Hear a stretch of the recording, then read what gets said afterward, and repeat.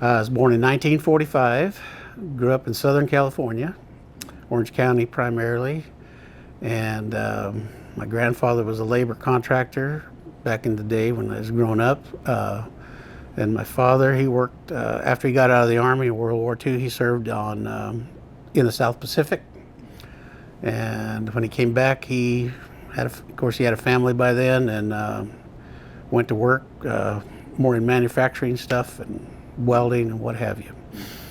He liked to rope when he was young. He came from a family of guys that went to old school rodeos, horse races, and all that stuff. And my father was kind of small in height, and so they'd put him on the horses for the racing, because a lot of old rodeos had match races in those days. And my other uncles, they roped too, and everybody roped a little bit. So I grew up doing it like that. That's how I got started. I have 4 sisters and 1 brother who's deceased. I was very young, probably 5 years old. I rode in the back behind my dad a lot out in the hayfields and on the ranches. And we started playing with ropes. They make us start playing with ropes. It was kind of sort of a mandatory thing you had to do.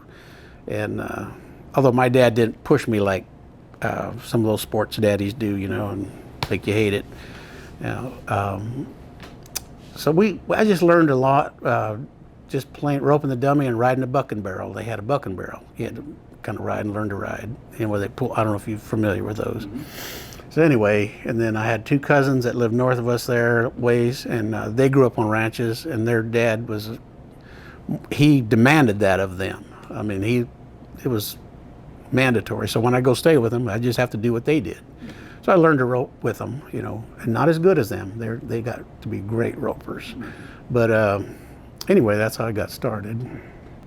When I left home about 17 years old, I went up and stayed with an uncle in Oregon who had been, my dad's brother, and they'd rodeoed all as a group together in the old school rodeos, like I mentioned. And so I stayed up there in Oregon and worked on some farms and ranches, and then I started riding colts for a guy down in Klamath Falls, Oregon, and started going to some ropings on my own around there. He had some horses and he roped and was helping me a little bit. And I got to meeting guys there, and then I was doing pretty good.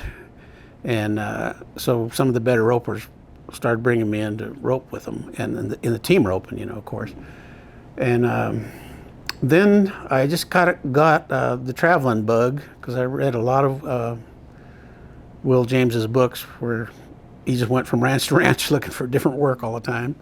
And because I read a lot of cowboy stuff, and I love to read. And so I just started going to different ranches and working on a few big cow outfits.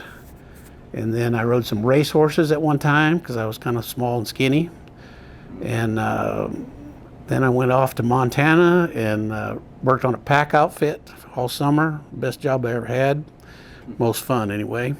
Beautiful country of Montana. So, we just go in for weeks at a time with a bunch of mules and horses and a fisherman, and they, what do they call them, a packing outfit, but they have a name for it. I can't remember it. But so people would come from all over the world to go back into Montana and see the backcountry.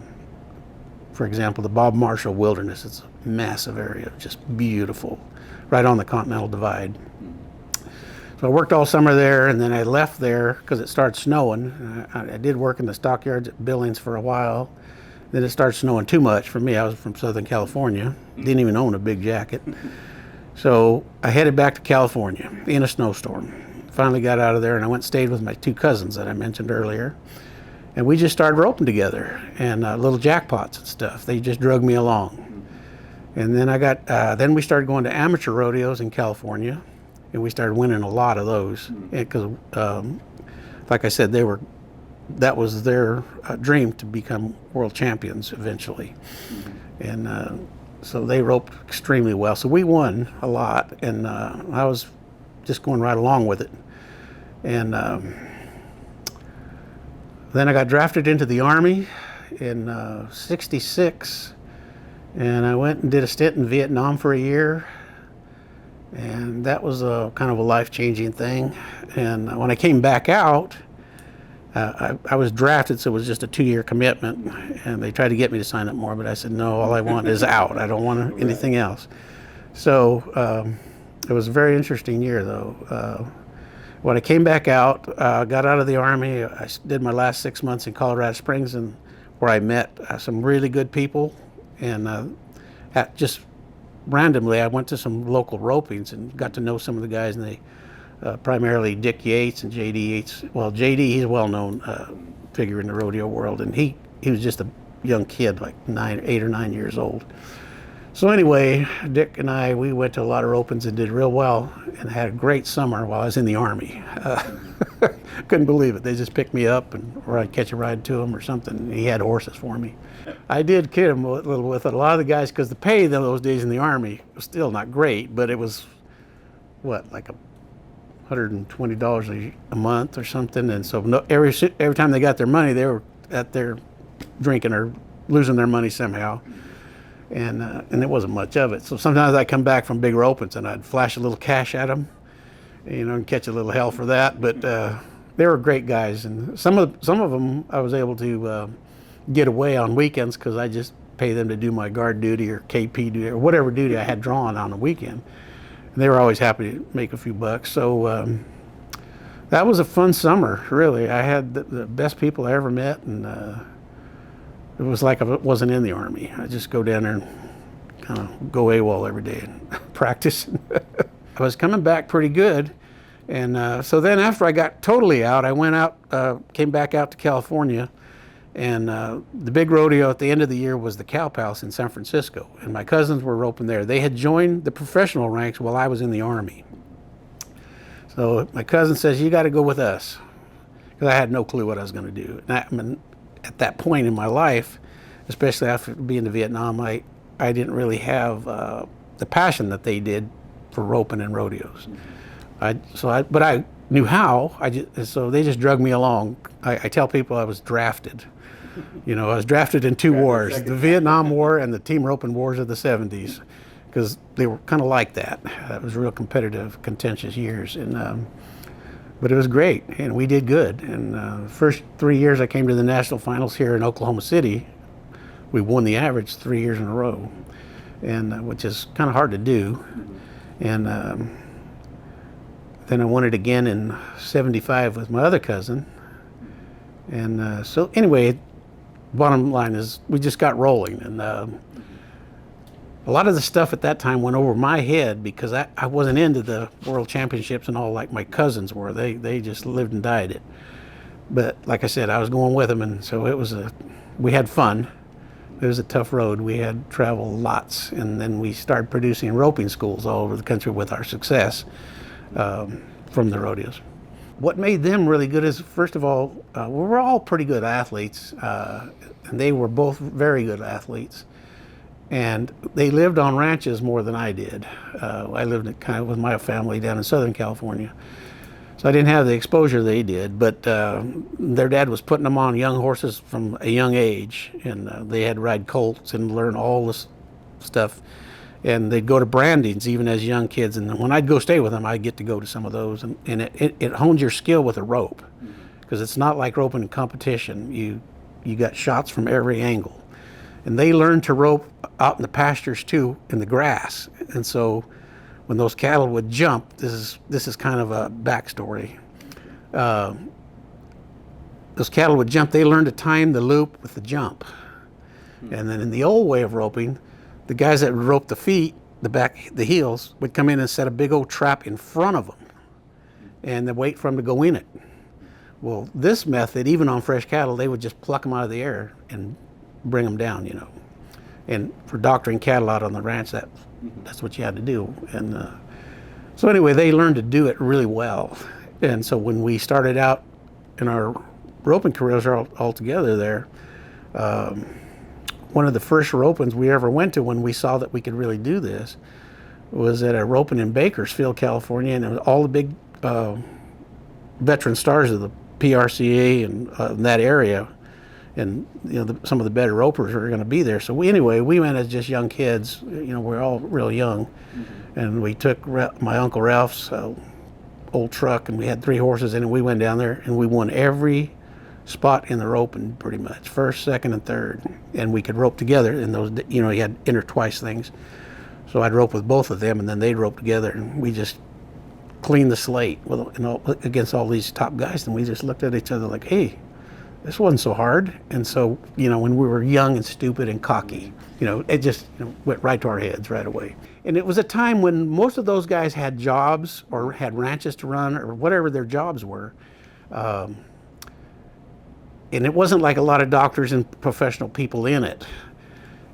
So it was a lot slower deal. And they kind of, after we started going to all these other open ropings, they kind of were miffed at us, not mad at us, because they were all great guys, but they didn't have the chance to go practice every day, and we did. And not that we had an arena, and a lot of times we had to sneak up a canyon and rope the neighbor's cattle, but we did a lot of roping. And we just kept getting better and better, and it was just getting harder and harder for them to beat us. Now, I'm not saying we won every time, because you will spill a loop here and there, but that was pretty much the gist of it. And then we just started going to all the amateur rodeos we could in California, and we won all the championships in California, the fair circuits and what have you. And like I said, then I went into the Army right when I was doing my best, and probably the best thing for me, because I was getting pretty cocky about it, thinking I was something. And after I came out of the Army, it kind of squared me away. But anyway, they had already, like I said, they already joined the professional ranks, and I just joined them after that. So that's how we got going and learning stuff from them, just being around them, because it was very competitive when I stayed there with them. And even as a youngster, we'd get out of bed, and whoever got their boots and pants on fast and got out there and roped the dummy fastest didn't have to feed the horses or clean the corrals or all those chores. So it was everything we did. And even in the evening, we'd go rope the dummy and see who had to do the dishes after dinner, because there was nobody else to do them except us boys. Because I got out of the Army in the fall of '68, and I spent the winter down there roping with them in Arizona, because they would stay down there. That's where all the big ropings were in the wintertime. And a lot of the rodeos like Tucson, Phoenix, Scottsdale, etc. And so we went down there, and you had a different style of roping down there. It was called team tie, and you had to step up. The header had to, which would have been me, had to step off and tie. I don't know if you're familiar with it. Yeah. So we had to learn that and get our horses kind of tuned to that. So we worked all winter at it, and then we just started out in the spring rodeos, going to all those rodeos, and we did pretty good. And of course, we made the finals the first year, my rookie year, and we won the finals my rookie year in '69. So that's how we just got rolling, And we got on airplanes. It was a shock to me, right, because they had advanced quite a bit while I was in the Army, to the level they wanted to go. And so, we had to charter planes, switch horses. That was a big deal to them. And Leo had already come the first year when I was in the Army and won it with another guy. And but it was kind of over my head until we started winning, and then I started, people started showing interest, and I don't want to say this, girls, and we were making better money. But at my age then, I was still pretty young, so didn't bother me, and I traveled a lot by myself the first year or two, and thinking back about it, I think it was something to do with what they call nowadays PTSD, but I'm not sure. I'm not going to make it an excuse, but I did like going by myself and kind of being by myself. And then we all kind of threw in when the gas crunch came, the gasoline rationing, and I forget what year that was. And so we threw in and bought a truck together and a bigger trailer that could haul all the horses, and that we just shared that for a couple of years. And then we just kept going like that. But the travel, it could be hard, and it was a lot of strategic planning, because we had to have at some of the big rodeos, especially like around big holidays like the 4th of July, we needed a set of horses, like, for example, at Prescott, Arizona, and a set at Greeley, Colorado, the bigger rodeos of the day. And then we'd charter a plane, and then some rodeos we'd have to leave those horses behind and just get on somebody's horses, and sometimes that was difficult because the horses weren't too good sometimes. Right. You had to get on what the best you could find there at that rodeo that somebody would let you ride, you know. Sometimes they were real good and sometimes they weren't. Mm-hmm. So it was a risk because we had a lot of investment with a plane and travel expenses. At the first, we didn't know what the heck they were talking about, and it was a big change for the one because of my two cousins, their skill with, and I could do that too fairly well, but not like them. So when I came out of the Army, it was a no-brainer that I'd be the header, and they're going to rope the feet, you know, and work best that way. But we were sort of aware of it, but not to the degree that it was going to become an issue, you know, where people were really going to look to it.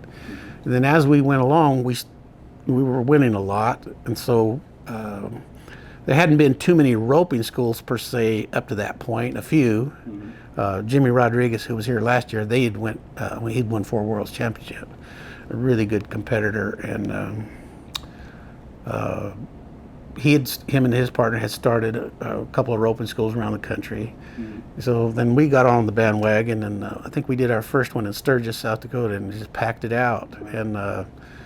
And from then on, we just started booking them, and we'd be at rodeos on the weekend and flying to Texas for a roping school during the week, or going home or back to another rodeo and flying to Florida for another roping school. And then when we did get home, sometimes we had smaller clinics at our house at the ranch there, and people, the young guys, they would ask, and we try to help them some. Like I helped a lot of young guys with their horses, because I had some really good horses, and I was figuring out, you know, I was learning along the way. I'm not saying I knew it all, but I had some really good horses eventually, and I got to buying and selling good horses too. So guys would ask me, well, how can I get this horse to stand in the barrier better, or how can I get him to face better? You know, some little things. And I didn't mind passing it along. I can't speak for my cousins that I was roping with, but I didn't worry about it too much. Probably in hindsight, maybe I should have a little bit. But the heading part, the actual roping part, was not it's not rocket science. I mean, it was timing on the barrier and getting the horses to do it quick and face and all this stuff. So I wasn't too worried about it. But as it come back, we did a lot of roping schools over the years. We did teach a lot of, well, they're already past their prime, but a lot of those guys like Alan Bach and T. Woolman, and they were all young guys when they came to our roping schools. And you end up teaching your competition? Right. Well, eventually, but I by the time they came in, I was kind of done, and yeah, it was interesting. But we did, and I'm sure we did a lot of open schools in Canada, in Hawaii, and I know we helped a lot of guys in Hawaii because I still see some of those guys and their kids, and they always talk about it.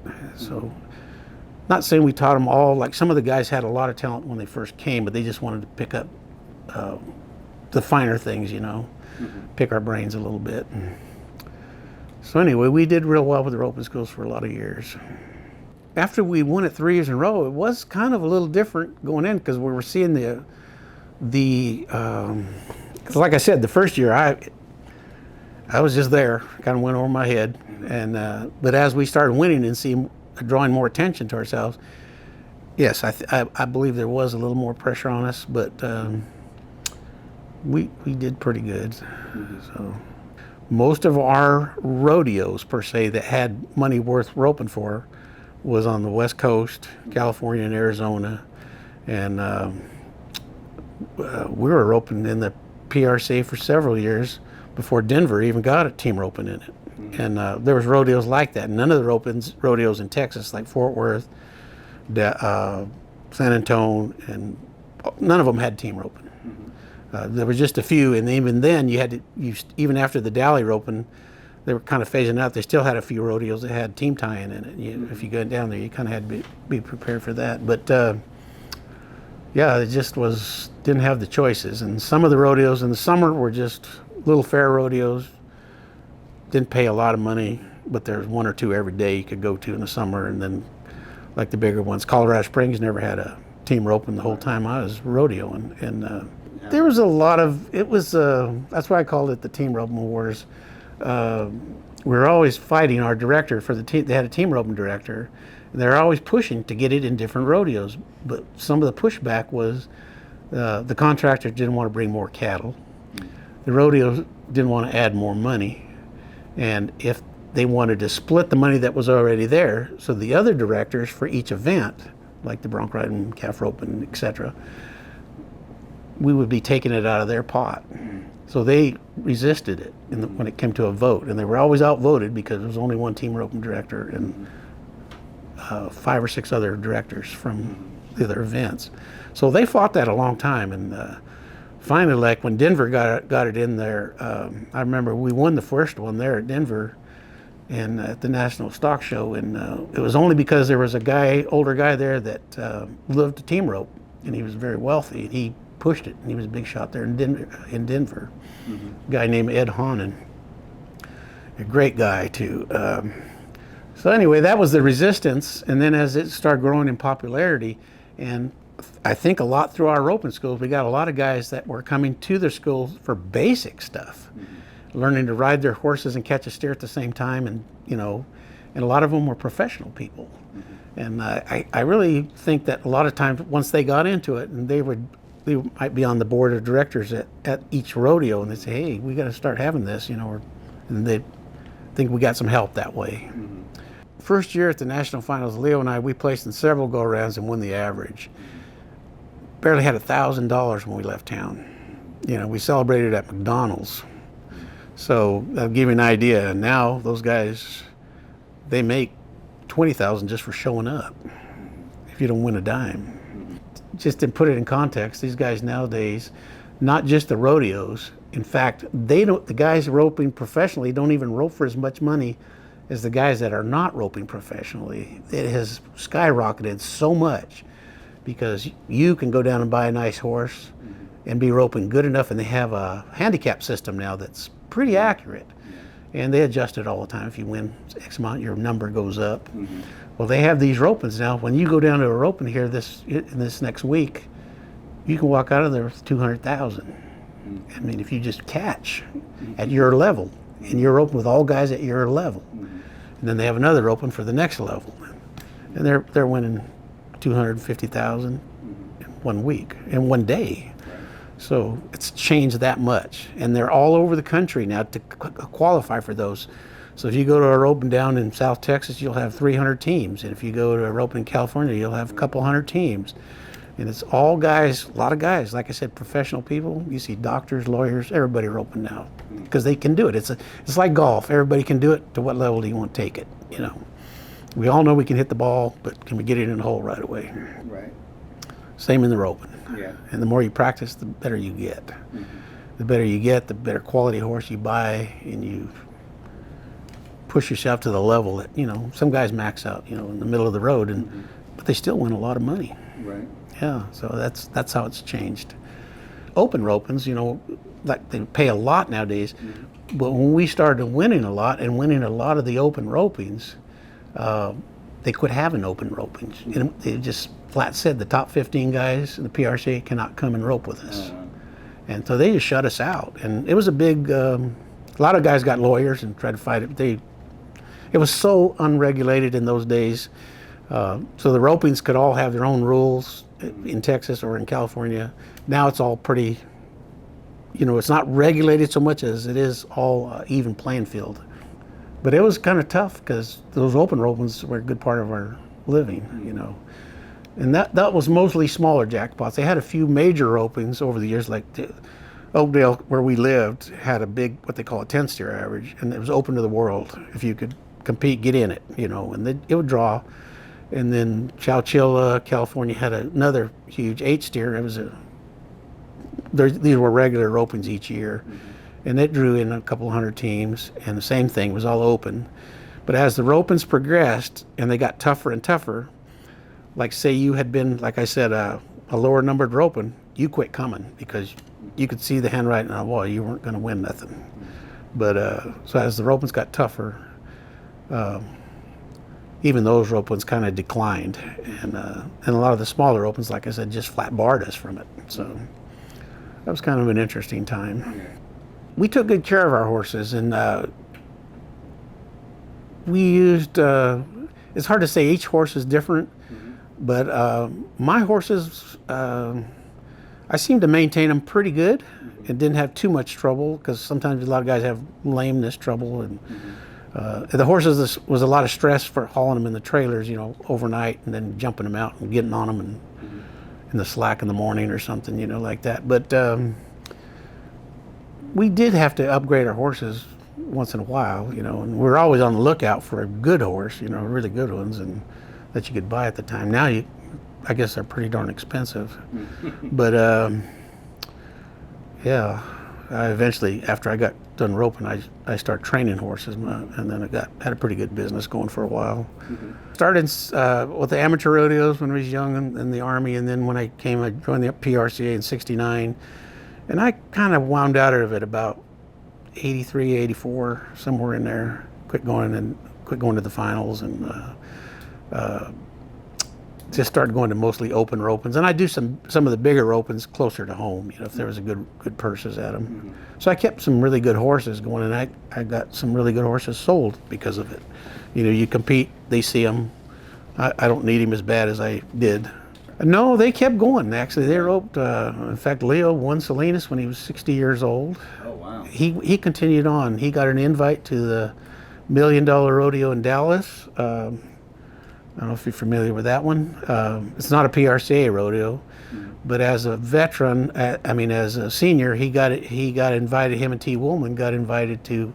They take so many, 5 or 6 guys like that, previous champions, and then other guys have to qualify for it. But there's $1 million on the line if you're the only one to win that event, you know. So, and they made a really good showing. But he was 70 years old when he did it. I didn't get married till I was about 35 years old. And so then, like I said, I went. My wife now, we've been married about 36 years, I believe, and I have a daughter from that marriage. And now we have a new baby.